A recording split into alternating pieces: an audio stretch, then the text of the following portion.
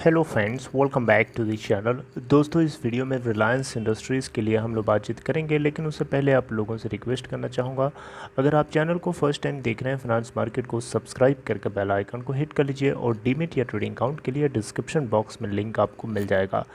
Reliance industries limited का share price दोस्तों आज के ट्रेडिंग सेशन में देखें तो 1.42% के गेन के साथ 2500.05 के ऊपर बंद हुआ। 2480 के ऊपर ओपन हुआ था, 2468 का लो और 2511 का हाई बनाया। टोटल एनएससी के ऊपर 65,71,866 वॉल्यूम जनरेट हुआ और कंपनी की मार्केट कैपिटलाइजेशन 16,91,399 करोड़ रुपए है।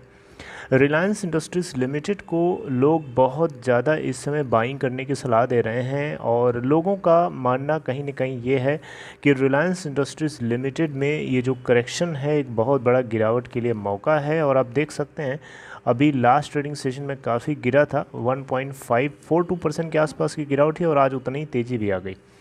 और आने वाले टाइम में लोग बता रहे हैं कि इसका जो टारगेट है 3000 के आसपास जा सकता है। किसी ने 2900 समथिंग का टारगेट दिया है, तो किसी ने 3200 का दिया है, किसी ने 3375 का दिया है। इस तरीके से लोग इसके टारगेट्स को काफ़ी लेकर के बुलिश हैं।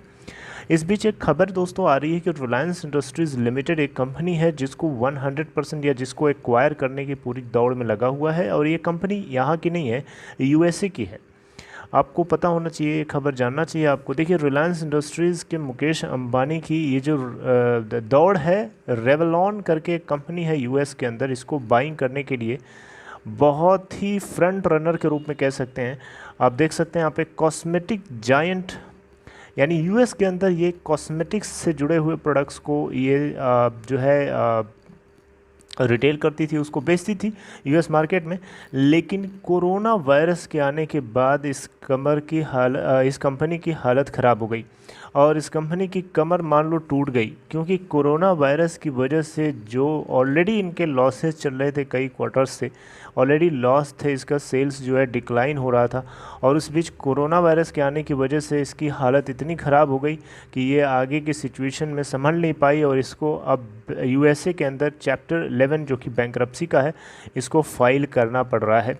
और जब से अगर आप देखें तो ये जो साल हमारा शुरू हुआ है 2022 का, तब से अगर हम देखें तो रेवलॉन के शेयर्स में 83% की गिरावट है। और जब से ये खबर आई है कि मुकेश अंबानी इस कंपनी को बाइंग करने के लिए आप देख सकते हैं लाइन में लगे हैं, तब से अगर आप देखें तो इसमें 62% की सर्ज देखने को मिल चुकी है। यानी रेवलॉन इंक का शेयर जो है 62% राइज कर गया है, बस इस खबर की वजह से कि रिलायंस इंडस्ट्रीज़ लिमिटेड जो है इस कॉस्मेटिक जायंट को बाइंग करने की दौड़ में लगा हुआ है।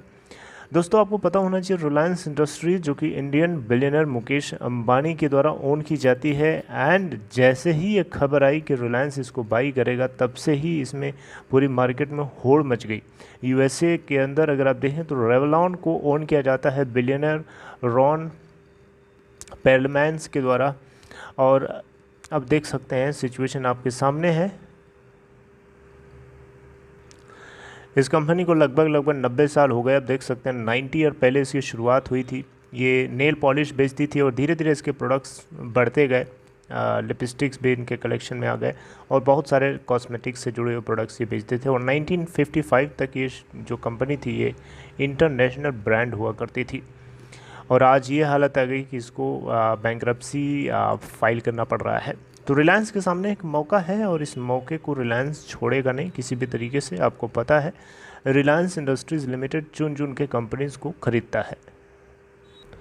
आलोक इंडस्ट्रीज़ का एक बहुत बढ़िया एग्जांपल है, वो भी एक इंसॉल्वेंसी प्रोसीडिंग्स के दौरान ही चल रही थी कंपनी, जिसको रिलायंस ने एक जॉइंट वेंचर मतलब एक पार्टनर के साथ मिलकर जेएम फाइनेंशियल के साथ मिलकर ख़रीदा था।